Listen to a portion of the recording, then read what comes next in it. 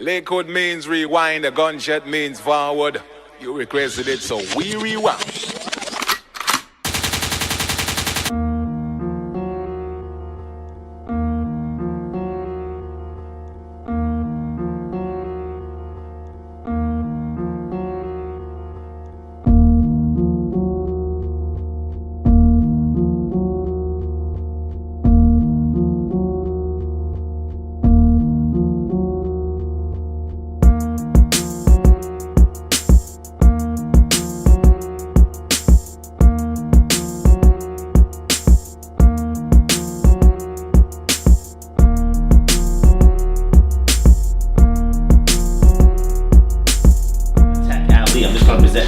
Because if I was rebutting anything he was saying, I would like, oh, okay. Alright, they can hear me now, alright. What I was saying is I'm just going to present some final information, about 10-15 minutes, and then I'm going to close out. I'm not going to get too deep because Ali's not here to rebut a lot of things that I'm saying. So I just want to put a couple of information out there for the people because a couple of claims were made, not just by him, but overall in regards to that ideology. So first thing I want to address is in regards to the Quran, okay? Now, what I have up here is a book, and a brother of mine has shared it with me. I had some articles on this subject matter, but he actually gave me a book, an e-book on it.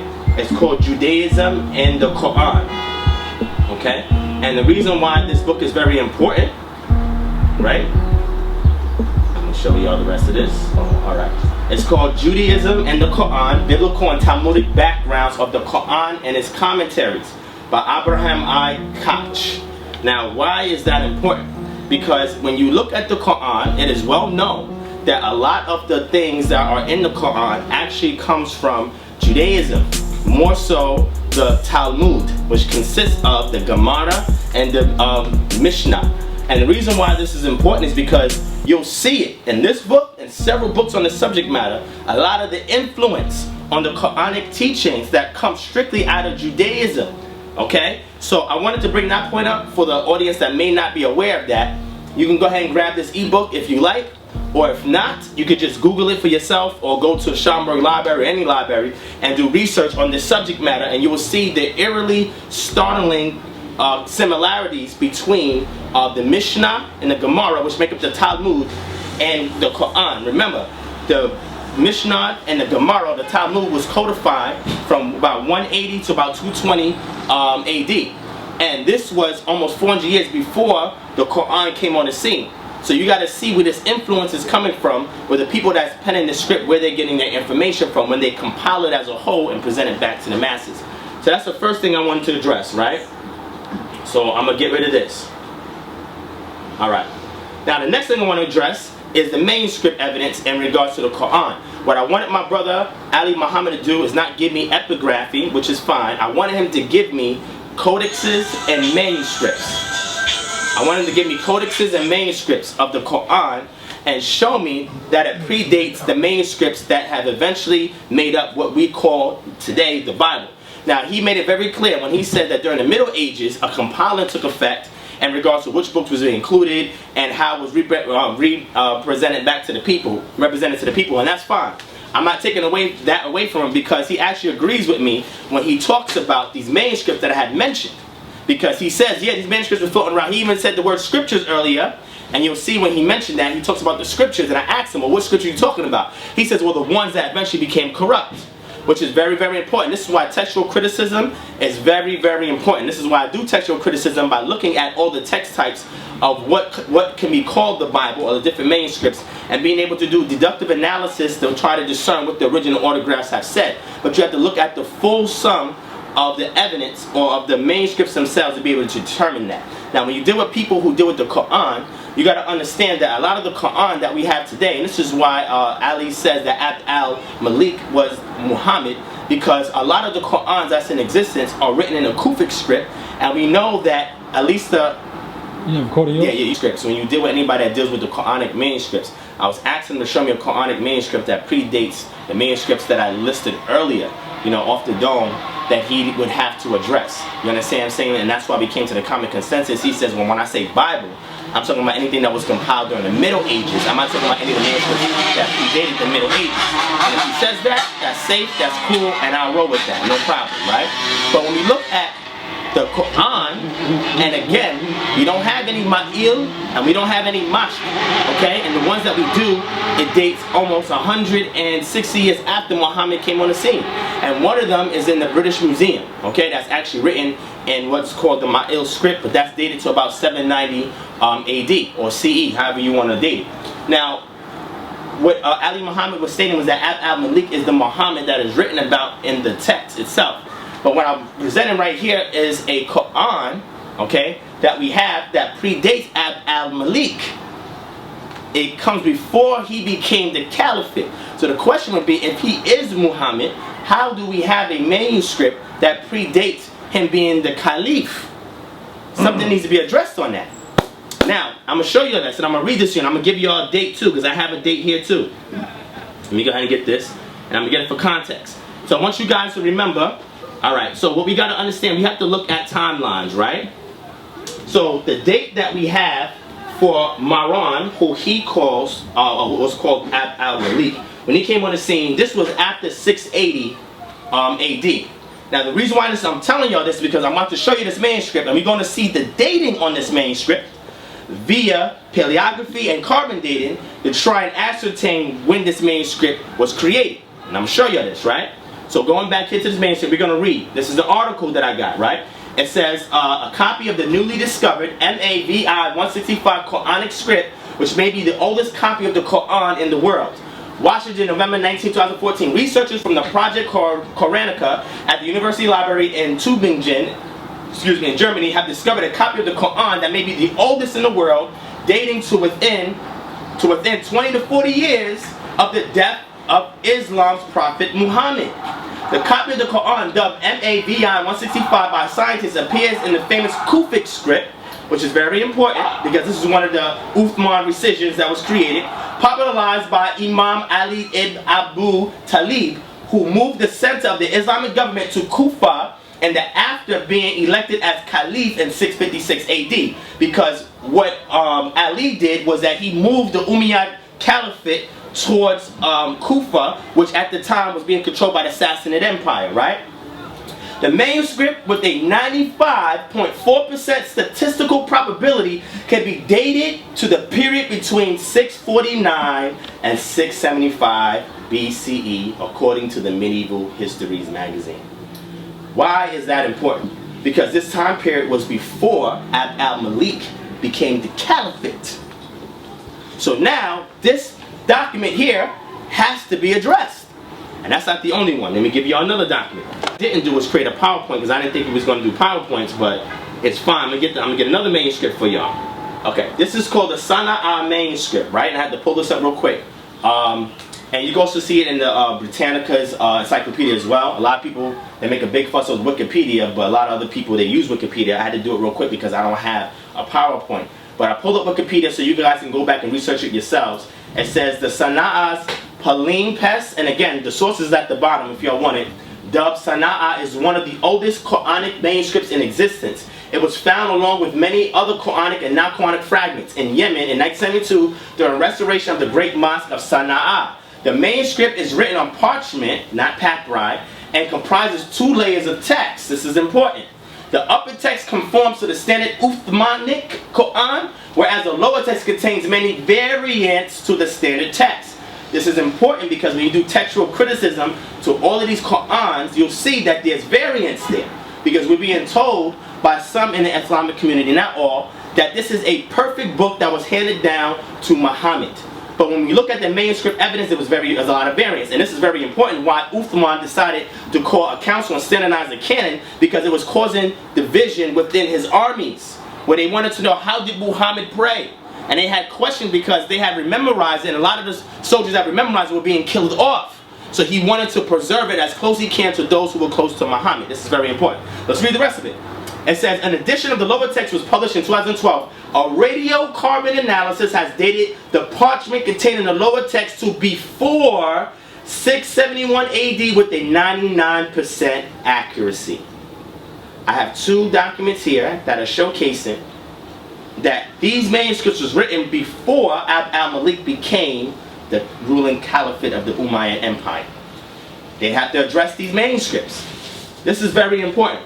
Very, very important. Alright? And now, like I said earlier, if these were manuscripts that was written in Medina or Mecca, they would be written in the Ma'il, which means sloping or slanted, and they will also be written in the Mashq script. And these are dialectic scripts that was written in that area at that time of Arabic, because we have some inscriptions that we could compare it to, but we don't have any that are written in that, and the one that is dates to 790 AD, and that's in the British Museum. So I want to touch that because these are 2 of many manuscripts that I have on the Quran. Also look at the Samarkand Quran, and also look at the top copy, which is in Istanbul, Turkey, Quran. These are 2 of the oldest codexes or full books of the Quran, and both of them also date to an earlier reign, about, we say about the time that Abd al-Malik was Muhammad. I'm sorry, it was not Muhammad. Abd al-Malik was the caliphate, and he was ruling the Umayyad Empire at that time before it got into the hands of the Abbasids, right? So the reason why I'm showing this is because anybody that deals with manuscripts has to address these independent manuscripts that I address. They have to go back and analyze them and prove to me that these came after Abd al-Malik came on the scene. That's the first thing I want to address, right? Alright, I got about 10 minutes. Alright, so let me go to the next one. Alright, so we're going to move these out the way. I also want you to go back and read the Surah 66 and Surah 19 for context. Right? Read the entire thing for context, so that way we can understand what the subject matter is of these particular, and this is called contextual analysis. Also, I needed Ali Muhammad to address all of these verses in the Quran that is referring to Isa. Okay? It says, people of the book, and I think he addressed some of it, and again, I don't want to get too deep because he's not here to rebut, but it says, "O people of the book, commit no excesses in your religion, nor say Allah but by the truth. Christ Jesus, the son of Mary, was no more than, or was a messenger of Allah, and his word which he bestowed on Mary, and a spirit proceeding from him. So believe in Allah and his messenger. Say not Trinity." See, that's very important, because this is being derived from a doctrine that was circulating at the time.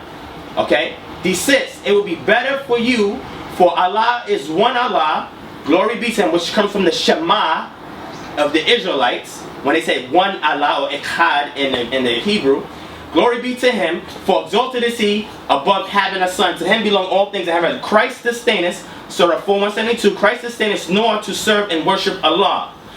5:17, and blasphemy indeed are those that say that Allah is Christ the son of Miriam. All of this is important. When we go to right here, it says 5:46, and in the footsteps we sent Isa the son of Miriam, confirming the law that had come before him, or the Torah. We sent him the Injil, therein was guidance and light and confirmation of law, and had come before him a guidance and an admonition to those who fear Allah. They do blasphemy who say Allah is Christ the son of Mary, but said, Christ, O children of Israel, worship Allah. Children of Israel. Christ, the son of Mary, was no more than a messenger. Many were the messengers that passed away before him. His mother was a woman of truth. They had both to eat their daily food, saying they were human.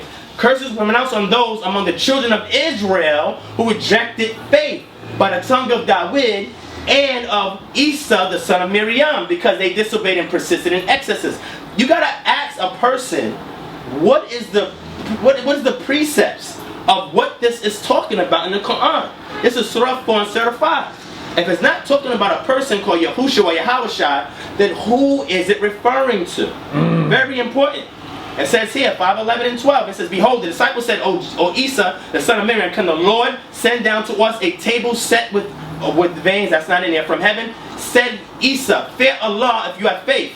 Send Isa, the son of Miriam, O Allah, send us from heaven a table set, and there may be for us, for the first and the last of us, a solemn festival and a sign from thee to provide for our well-being. Why is this important? This is just touching the surface. Look at all these surahs I got. They say Allah, most gracious, has begotten a son. Where did this term of begotten come from? How did it end up in the Quran? Look at all of this, fam. And remember her who guarded her chastity. We breathed into our spirit, and we made her and her son a sign for all peoples. And we made the son of Miriam and his mother as a sign. We gave them both shelter and high ground for the rest and security. And if you keep reading, when Jesus or Isa, the son of Mary, is held up as an example, behold, the people raised a clamor of terrors. So many texts, and I'm going to move forward. But when you read all these texts, you have to ask anybody who is interpreting the Quran, where is the story coming from that predated the Quranic text? Where are they getting this from? This is why I say you gotta do contextual analysis and read the context of chapter 19 and the context of chapter 66 and look for the precepts and what is colloquially called the Bible and also the Talmud to see where a lot of these teachings come from. Some was original, but a whole bunch of it was derived from the Talmud and the pre-existing scriptures that were circulating in this time period. Alright? So let's move forward. So you gotta forgive me because I don't have a PowerPoint. Now, Ali was addressing two things in the Bible I'm going to address, and then I'm going to touch on the Hebrew Israelites being black, and I'm done. The two things he was addressing in the Bible was, the first thing he was talking about vegetarians. And vegetarians, what he was speaking about is the food that was given to Adam and Eve, right? The food that was given to them was the plants that bear seed. Fruits. Hold on, we're going to get to that. All right. And then the fruits, the plants that bear seed, any seed-bearing plant and fruits, that this was the pristine diet before the fall of man. After man fell, the Most High put a curse upon the earth and thorns had sprung up, and now man had to toil to get this food as opposed to before it was given to him in the garden. This is what the text says. Alright? So we're not dealing with belief here, we're dealing with the evidence of the text. Alright? Now, when Lamech, who is the father of Noah, came on the scene, Lamech said that you will bring relief to the people for the struggles that we are having for toiling the earth for food. So after the flood occurred, when Noah settled, the Most High then commissioned them to also add meat to their diet. So what I want to ask anybody who looks at history, we're dealing with the Paleolithic period, the Mesolithic period, we're dealing with the Neolithic period, all the way into the Iron Age. I want you to show me tribes of people who only ate vegetables and fruits and had no other nuts, no other meat in their diet. You have to show me this, whether it's in ancient Kemet, whether it's in the Levant region. Show me several tribes. I'm not saying they don't exist. I'm saying I want somebody to show it to me who are influenced by any of these ancient writings that only had a vegetable-based diet. You got to show that to me. So the relief that the Most High gave Noah is that now I'm allow you to eat meat. Because before it was not sanctioned because they was vegetarians. Then he jumped to Daniel. What you got to read in the book of Proverbs, the author of Proverbs was telling the person who was a recipient to be careful about the food that is set before you. Before you eat any food that is set before you, you have to be aware of how it's prepared. Because any meat that was sacrificed to idols, what we will get in the Torah and also in the New Testament, was an abomination to the Most High. Daniel understood, because remember, they were in captivity at this time. Daniel was not a nation. Daniel was in captivity at this time, and being that he was in captivity, he understood that the Persians were sacrificing their meat to the idols. This is why he said, I will not eat of that meat. And he said, you know what, I'm just going to stick to vegetable because all the meat that's being prepared by the Persians have been sacrificed and offered to idols. So he abstained himself from meat, and meat was also abstained upon when he was fasting. This is very, very important. Now, when you're talking about the Nazarenes, again, the time of Nazareth, we got to put it within context. That's very important at the time. The Nazarenes adopted this ideology from who? They adopted it from Yahushua. They adopted this from him because he was upbraiding the Pharisees because they was deviating away from being Karaite Hebrews who stuck strictly to the Tanakh and was started to superimpose their Talmudic teachings into a composite teaching that they was given to the people. So they was not just reading from the Torah or the Nevi'im or the Ketuvim, they were also reading from the Talmud.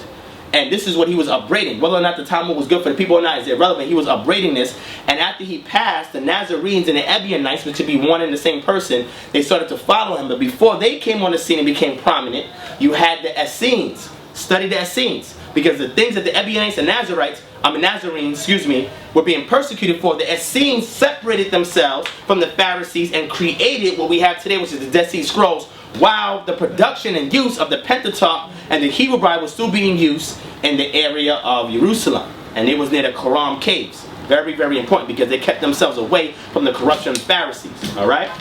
So I wanted to address that. I want to address the food. I address that. Now, let me address this last thing and I'm going to go, because I don't want to get too in depth because Ali's not here to rebut it. But I'm going to address this last thing, and I'm going to give a case, a circumstantial case for the Hebrew Israelites being black people. Ali showed you in the book of the Songs of Solomon, which the Songs of Solomon is an allegory about the love between a man and his wife that was substantiated by certain concrete information. One of the things was that there were women who were out in the field and there were women that were inside. The women that were out in the field, she was considered a Shulamite. She was called a Shulamite. Look to see who the Shulamites were. She was much darker than the people that were in the house. It would be the same way with the mulattoes that was on the plantations, who were the house niggas, and then you had the field niggas. The field niggas were mostly dark. The house niggas is mostly light skinned. And then we would create a dynamic where they would battle against each other based on skin complexion, whereby which the mulattoes would think themselves to be much better than those who were black, but overall, at the end of the day, they still came from the same lineage of those who came from West Africa. It was the same thing at that time. There were people who were much darker than others. Okay? Black people come in all shades, like the scriptures say.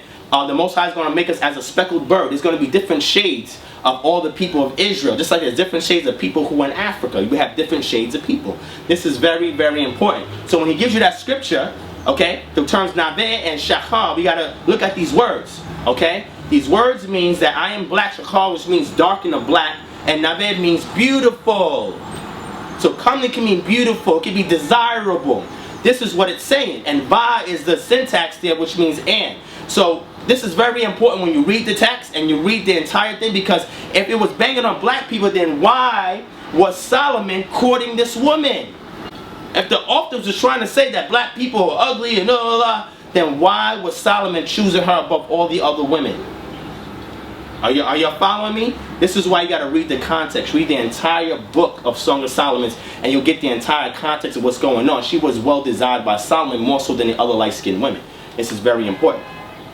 Now, I'm done with those two. Let me show you a few evidences, because this keeps coming up that the Bible was written by white people. I proved this with my last two lectures on Sinetta. The one, does the Bible provide insight on the condition of blacks in America, and when I was dealing with the biblical Hebrew language.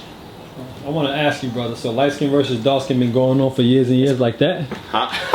It's been going on for a long time, man, long time. But it became much worse during slavery because we were being raped. You know what I'm saying? And I want you to look up the, let's close, you can close it. I want you to look up the slave codes. Slave codes are very, very important in your history. Look up slave codes, and I'm going to do a lecture on that soon. So I hear this gripe about the original writers being white people. Now, Ali Muhammad said that it was conceived, the Bible itself was conceived and compiled during the Middle Ages. Alright, during that time, there was a lot of infiltration that was coming on by outsiders. But what I'm going to show you is that the people who actually wrote the manuscripts that I provided prior to the 6th century, these were all melanated people. And when the original text had came down the line, remember, our temple was destroyed in 70 AD. The temple was destroyed.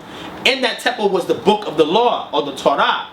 And when we go to the Arch of Titus, was erected in 85 AD, which you can find in Rome, you'll see that the Romans was pillaging the temple and taking all the items out, one of them being a book. Go back and look at the Arch of Titus. This is very important. So now the people had to find another way to write down this text. Hellenization took place when the Greeks came on the scene, and now the Greeks wanted to Hellenize all the known world with their culture, their language, their customs, etc. So they took all of the ancient manuscripts and they converted it over to Greek. And we're saying Greek colloquially. And this is very important that you read Stolen Legacy by G.M. James, which is a great book. Alright. Huh? No. I have a few more slides to show. Is it on? Okay. So I'm going to talk while that loads up. Alright, so I'm going to show, based on anthropological evidence, that the individuals that were there in that region of Jerusalem, they were people who were melanated people, and we know so because we're looking at the cranial features and they demonstrate Africoid elements. And this is very, very important. I'm going to show you something. I didn't even get to go in depth, but if you look at the Natufians, and the Natufians is a very great study if you want to look in Neolithic time period in the Levant region, where these people had cultures that were similar to those that was in North Africa, and the premise or the theory is that they migrated from North Africa and they merged with the indigenous people that was in the Levant region. This is very important because you start to see agriculture, and one of the earliest cities known to man, which dates about 8000 BCE, is the city of Jericho that the scriptures talk about. And this is a very, very important thing. Alright? Now, I'm going to show you the evidence soon as come up, a few slides, where I'm going to demonstrate for you from extra biblical accounts that line up with the Bible that show you the people that were indigenous to the land were melanated people and they were not white people. And these are the people that formed the script. Alright? Now is it on? Is it still loading up? Mm-hmm. Okay. What's your position on phonology? You talk about Africoid skulls and all of that? Yeah, well, the phenotypes, and the phenotypes have to do with the features that's exhibited by the genotype. The genotype is the genes, and when you have an expression of a gene, that's the phenotype. And this is very important because when you have a phenotype, you can automatically assume or safely assume that the genotype has to be similar to those who have those features today. And I'm gonna touch on that a little bit so I can get into it and show y'all. It's not coming up? Okay. And I'm gonna show you a couple of images and a couple of extra biblical accounts so you can see who these people were. Now I'm gonna show this, and after this I'm done, because again, next time I come here I'm gonna have a PowerPoint, so that way, like Ali said, we can codify our major points and we can go through each one of them on a PowerPoint slide, and that way I could be more cohesive in what I was sharing. But because I thought we were just having a sit down with just a conversation, I had to do everything off the dome. You feel what I'm saying? So I just threw out information off the dome. Alright, so now I'm gonna show you something, right? Now we're gonna see what color were these people that wrote the Bible referring to. Okay? It was white people. Oh, man. Sinai said it was white people. You know he's the antagonist right now. Alright, so we're going to go into this. Hebrew Israelites being black. Alright. First thing I want to show y'all, let me get the Quran out the way. Because Ali didn't think I was going to bring a Quran with me. You know, some Hebrews do read the Quran. Let me close that. Alright. Alright, let's get that. Alright, first I want to show you some white Greeks. I want to show you this stuff, man. And I want you to go home, and well, you're already probably home, and study the Sea peoples and the Aegean Sea civilizations. I want you to go back and study this information, because when you study this, you'll see that what they were considered the Philistines to the Hebrews and the Sea peoples, and then depending on which dynasty we're talking about and which Nasut, they always spoke about these seafaring people that were raiders that were coming onto the land and was disrupting a lot of culture, especially in the area of Ugarit. And I didn't even get into the Ugaritic writings, and also my scientific articles that show you that the language that was spoken by the people was not the Hebrew that we have today, right? It was a more pristine form of Hebrew than we have today. And I have the evidence for that. I'm not going to be able to show it today, but next time I come back, when we do this build, I'm going to bring that information, because I want to show people that you got to study the Ugaritic text to understand the West Semitic family tree in regards to the language that we colloquially call now as being Hebrew.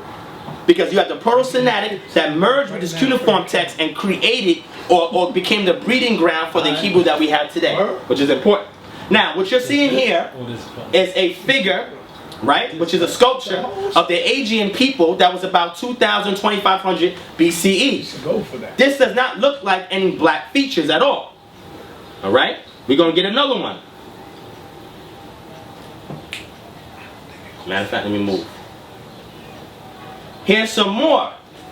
This looks like white people or Caucasians. This is sculptures that were created by the Aegean civilizations, which we know as the Greeks, which was divided into 4 different tribes and had 3 different dialects from the same language. The Ionians being the most famous one, and you can see that again in Stolen Legacy and G.M. James George's book, which is very important. Study this stuff because I'm showing you this for a reason, right? These were, again, the Sea peoples. Let's move forward. Another image. Look at the pointy nose and the thin lips. Look at this. This is, again, some more art from the Aegean Sea, or the Aegean civilizations. Let's move forward. Another figure from the Aegeans. Look at the breasts, how small they are. Because black women are known for very voluptuous breasts. I'm not being explicit, I'm just keeping it funky. And these people have very smaller breasts, and this has to do with the expression of their genes, because they have a more recessive gene. Alright? Now let's move forward. Now this is art from the people that you can go and you can see yourself in museums. Nothing, this is not black images of black people. Again, another image. This right here is the head of Ptolemy III. Look at his facial features. It's not a black person.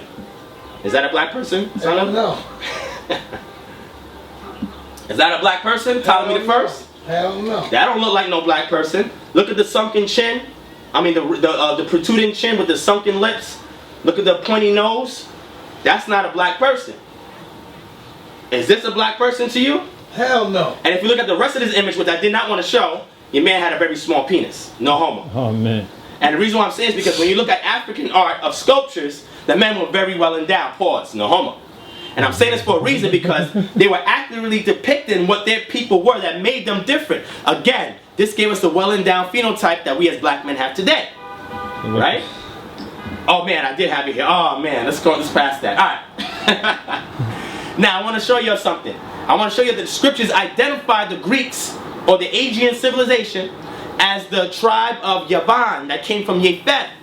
This is very, very important because I showed you all the sculptures from the Aegean Sea from the tribe of Yavan. And I'm going to show you the scriptures that validate this. If you look at this map, it shows you where the lineage of Ham settled. It shows you where the lineage of Shem settled. And the lineage of Japheth settled. Why is this important? Because Yavan, which is over here in the Aegean Sea, which is, what's the point at? Right here in the Aegean Sea, you had the tribe of Yavan from Japheth populate these islands over here. And during the time of population of those islands, they created all of that art and sculpture that I just finished showing you guys. Now, how do we know that this is Yavan? How do we know that's translated as such? I'm going to get that for you, and then I'm going to show you the evidence in regards to the Hebrews being black. Alright? I think that's all I'm going to show on that. Yeah, okay, so we done with that. Who said the Hebrews was white, though? Who said the Hebrews was white? Whoever says the Bible was written by white people is saying the Hebrews was white. Would you say that?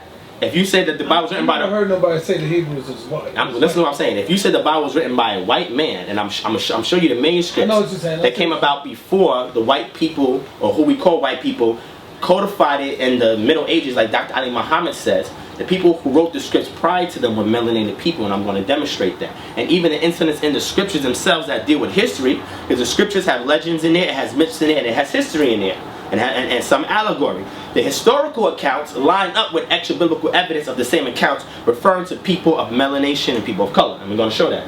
That's the Zoriel. Yeah. Right, off the dome. So people got to know. I have this information off the top of my head. When people say, oh, Divine, when you give us PowerPoints, you're reading everything on the PowerPoint. Yes, and I'm putting it all on record for you guys, right? But y'all don't know that I can sit down and just give you stuff off my dome, a whole bunch of information. But the reason why I do PowerPoints is because I'm going to have the references for the claims that I'm making so you guys can go back and scrutinize it, okay? Yeah. Alright, now, I just showed y'all the sea peoples. I showed you the Aegean civilizations, the Aegean islands and the Aegean Sea, which is the tribe of Yavan, which was the Greeks that we know today, that eventually came and invaded, okay, the indigenous lands of Kemet and the indigenous lands of the Levant. The Ptolemies, after the death of Alexander the Great, set up shop in Kemet and in the Levant region, and then you had the Seleucids that came about after the Ptolemies in the Levant region. They took over the Levant region. These were not black people. These were not melanated people. I just showed you the images. These are all white people. Alright? Now, I'm going to show you something. Two things. We're going to deal with the Mesha Stela, and we're going to deal with the Mesha Stela Moabite stone, and also we're going to deal with the black obelisk of Shalmaneser, which is very important because all of these are going to antiquate who we colloquially know now as being Hebrews. Colloquially being called Hebrews. We're going to see how other cultures identify them. Let's look up the Moabite Stela. And I'm going to have to... Now, this is the Mesha Stela. And again, you can research this online. I had to pull it up online real quick because, again, I didn't bring a lot of my notes with me. I thought we were just going to have a formal conversation. But the Mesha Stela, also known as the Moabite stone, is a stela inscribed stone set up around 840 BCE by King Mesha of Moab, a kingdom located in modern Jordan. Mesha tells how Chemosh, the god of Moab, had been angry with his people and allowed them to be subjugated to Israel. But at length, Chemosh returned and assisted Mesha to throw up the yoke of Israel and restore the lands of Moab. Mesha describes his many building projects. Now, why is this important? This is extra biblical evidence of something that is documented in the scriptures. Well, you're going to say, where's that in the scriptures? If you go to 2 Kings chapter 3, you know, for people that said that the Bible is not a history book, alright? Verse 4, it says, at the top, the head note says, Moab revolts. Now Mesha, king of Moab, raised sheep, and he had to pay the king of Israel a tribute of 100,000 lambs and the wool of 100,000 rams. But after Ahab died, the king of Moab rebelled against the king of Israel. So at the time, King Joram set out from Samaria and mobilized all of Israel. He also sent this message to Jehoshaphat, king of Judah. Alright? And he said that there's no J in Hebrew, so it was Yehudi. or Yehudite. This is what we're talking about, right? The king of Moab has rebelled against me. Who will go with me to fight against Moab? Read the entire chapter, 2 Kings chapter 3, and what is written in the Moabite Stela, which we can look at 840 BCE. It's also validated in the scriptures. Now, if you read the Moabite Stela, you see it mentions Israel. It mentions Omri, who was one of the kings of Israel. It also gives you the tetragrammaton, Yod-Heh-Vav-Heh, which means it designates Israel to be connected to the God Yahweh. This is called the cult of Yahweh. It's who they're referring to from the house of Omri, from the people of Israel, who are designated Israel. This is extra biblical evidence, and then scriptural evidence that correlate with one another to let us know the people that we're talking about. You're going to say, Devon, why are we talking about this? I'm going to show you something. We're getting there, right? Now, when we look at the black obelisk of Shalmaneser, I had to pull that up too. The black obelisk of Shalmaneser is a black limestone Neo-Assyrian bas-relief sculpture from Nimrud. Okay, and now, if y'all looked at the news earlier, you'll see that the Arabs have destroyed Nimrud. They broke all the figurines, the statues, the war relief. They're destroying Nimrod. So it's good that we have this evidence now, because then people are going to say, oh, that didn't exist. Go online and look to see what they're doing. They're destroying Nimrod right now, all right, in northern Iraq. Commemorating the deeds of King Shalmaneser III, he reigned from 858 to 824 BC. This is when the stone was erected. Look at the dates, family. I'm going to show y'all how we talking about it being black people. Okay, it is the most complete Assyrian obelisk yet discovered, and it's historically significant because it is thought to display the earliest ancient depiction of a biblical figure, Yahu, king of Israel. The traditional identification of Yah as Yahu has been questioned by some scholars who propose that the inscription refers to another king, Jeroboam of Israel. Its reference to Parsua is also the first known reference to the Persians. This is very important before the Persians came on the scene. This is the Assyrians now. This is extra biblical evidence that's referring to scriptural events. Well, is this scriptural event in the Bible, since the Bible is not a historical account of anything? Yes, it is, and I'm going to show you that. Okay, so to save some time, because I got to wrap it up now, let's go back to the sacking of Lachish, right? And I want to show you this, why this is very important. So we see, if you look at the Shalmaneser III, it talks about Yehu or Yehoram, however you want to designate which king it is, because scholars don't know which one. But this is an authentic account of a biblical story that occurred. And I'm showing this because the Assyrians acknowledge these people, and they did not call them Hebrews from this particular sect, but at this time in history they was known as the house of Omri, which is somebody from the lineage of Israel, and they were also known by their names, or the king's names, who had to pay tribute to these foreign empires. So I showed you for the Moabite Stela and the scriptural basis, the black obelisk of Shalmaneser III, there's also scriptural basis, and the last point I'm going to show you is that from Lachish, and the siege on Lachish, which is very, very important. First, I want to show you the Lachish relief. Okay? This is an article by David Ushishkin. It's called The Destruction of Lachish by Sennacherib and the dating of the royal Judean storage jars, which is important because it dates all the way back to 701 BCE. This is a historical article that is not Christian in any way, but it's giving the anthropological and the archaeological evidence to show you and align Sennacherib with Judea and the people that was ransacked at the time at 701 BCE. Now I'm going to show you why that's important. And again, this is a third-party article, right? Let me go here. I want to show you here. I gotta take this up. Okay. The Lachish relief.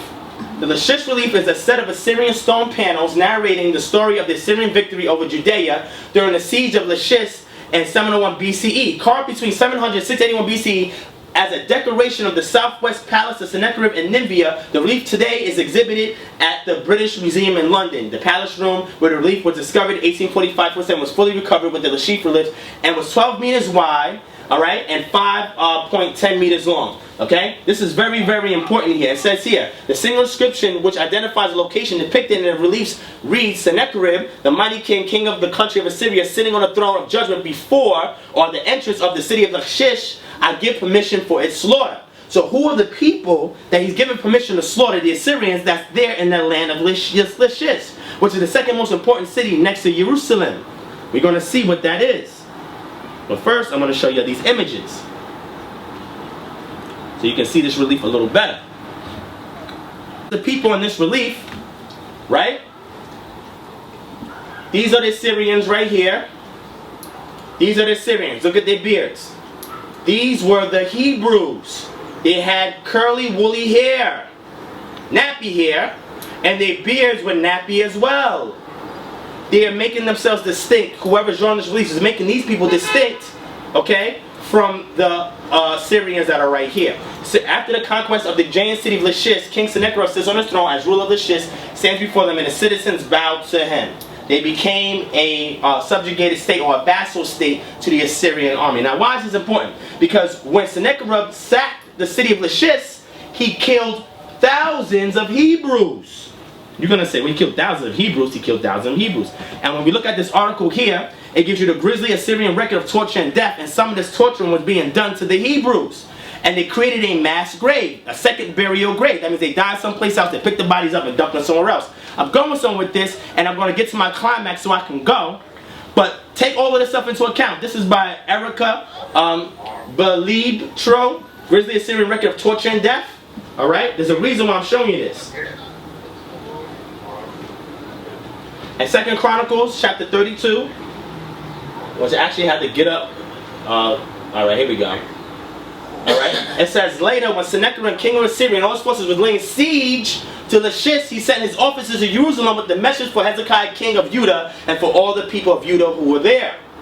This is what Sennacherib, king of Syria, says on what was your basing your confidence that you remain in Jerusalem under siege. The scriptures is validating extra-biblical evidence of the Lachish relief of Sennacherib, letting you know that's the event that took place from two sources. The scriptures and outside the scriptures, talking about the persecution of a particular class of people designated as being from the house of Omri or Israel, or what we know as Judah. Now, this is the reason why I'm showing you this. This is very important because I'm almost at the climax. Remember the Lachish release? I showed you the Moabite sellout and how they were relating and referring to the people who we call Hebrews. I showed you the black obelisk of Shalmaneser III and how they were depicting the Hebrews, and this was all about 800 to 900 BCE. Now I'm showing you at 701 BCE when the siege occurred and they created this mass grave after killing hundreds and thousands of Hebrews. We're going to see who were those Hebrews. Were they black people or were they white people that they were killing? That we have scriptural account in the Bible and extra biblical evidence. And I showed you in a relief, the Hebrews being depicted there had woolly hair, knotty woolly hair, and knotty woolly beards. Yeah, but don't forget the Arabs had the same kind of hair. Arabs too. The Arabs had the same kind of hair? Arabs had woolly hair. They made a distinction in that relief I showed you of the Assyrians and the Hebrews. Now, would you say the Cometians had woolly hair? Had nappy woolly hair?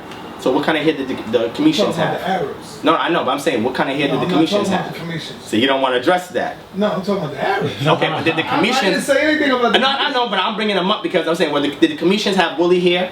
If we said that they were black people, wouldn't they have woolly hair? Of course. Okay, thank you. Now I just want to have that for a reason. Yeah, of course. Okay, good. Now I showed you to see. Now let's see something. We want to see some articles real quick. Alon, shout out to Penahizi. This is the head of a man. It was made in clay from 1800 BCE. Is that a white man or a black man? Because I showed y'all some images of the Aegean civilization. That's a black man. That's a black man. Look at the time period. The same period that I showed y'all, the black obelisk of Shalmaneser III, the Moabite stela, and then later on going to the Lachish siege by the Assyrians. That's a black man. I'm gonna leave that up there because I want to show you something. Look like Brother Polite a little bit. Polite, that's you. Yeah, you're crazy. And here's another image, because people say we don't have artifacts. This even dates even earlier. Man in praying attitude. That's an African right there, man. He looked black, right? Look at his lips. Look at his nose. That's not no white man. And look at the time period. That is in Israel, in Jerusalem. This is from a dig. All right, here we go. Now, I have this article here, and then I will show you this. I have two articles and I'm done. Okay, ancient Egyptians, Judeans, autosomal DNA, which is something different than the Y DNA, Y chromosomal DNA and the mitochondrial DNA, because this can be done with anybody regardless of your Y or mitochondrial DNA. Okay, of skeletons from Tel Lachish mass grave, 701 BCE. So the Assyrians had killed a group of people, they bodied them, they dug a grave, and we want to see, were these black people that they were killing? Were the Hebrews really black people at that point in time in history that gave you the recollection distinct from the Assyrians in that same relief? And they were killed Thousands was killed, they were buried. Second burial means you kill somebody here, somebody comes up behind after they died, picks their body up and puts it in the grave. That's second burial. You got it? Yeah, we on now. I mean, Okay, we on. we want to All right. go over that last part again. Yeah. So it says here, of Lachish, when the Assyrians conquered and brutally murdered the civilian population, exiled a ruling class. This is also in the scriptures. You find this in the Bible. Okay, in the book of 2 Kings. It says the excavator, J.L. Starkey, observed that the skeletons were likely secondary burial. The victims died somewhere else, decomposed, and were reburied here, and piled in a disorderly fashion sometime after their deaths at the hand of the Assyrians during the conquest of Lachish. Starkey estimated that 1,500 individuals were buried in the mass grave. It says here, from these skeletons, 695 skulls were sent to London, England for analysis. The bodies were those of men, women, and children. The Judean civilian population of Lachish from 701 BCE. What is relevant to our discussion here is that the skull types of these Judeans were found to be most similar to ancient Egyptian populations. In other words, these Judeans would have looked like the Egyptians. African black people that we like to call. These people, from the cranial analysis, will look just like the Egyptians will look today, because they compare those craniums to the craniums that they have of some of the suits and some of the people that were buried in ancient Kemet. Very important. According to the Bible, the Hebrew tribes descended from Abraham, Isaac, and Jacob, it says lived in Egypt for 400 to 430 years. Okay, the Hebrew ruling class intermarried with the Egyptian ruling class. Joseph and his wife Asenath, daughter of the Egyptian priest on Heliopolis or Anu, and patriarch and matriarch of the half tribes of Ephraim and Manasseh. And a mixed multitude exited out of ancient Kemet, which included Semites, Egyptians, and Cushites. Why is this important? So we can wrap this thing up. You're gonna be like, Devon, I don't know what you're talking about. What about the time during when the Romans invaded? A Tao researcher reconstructs faces of the ancient Israelites. What did Moses really look like? Or Jesus? Artists, philosophers, theologians, and anthropologists have engaged in centuries-long debates about the appearance of the earliest Jewish people. Now, researcher from Tel Aviv University, Professor Eugene Kobelansky, go back and look at TAU's Sakya Faculty of Medicine, is the first in the world to provide concrete facial reconstructions. And I'm going to show you why this is important. The woman right here, she's from 37 BCE to 324 CE. Which is very important, right? When we read right here, it says that an apparent African influence. Remarkably, the woman exhibits, the woman's cranium they had, African characteristics, a soft mix between Mediterranean features and African ones, such as a widened nose and enlarged lips. Wow, Divine, you're showing us skulls. And this wasn't even a Lachish skull. This is separate skulls that were discovered in Jerusalem. Okay, wrap it up. Alright, so I didn't even get to show all my evidence, but to sum it up, and you can get it over here.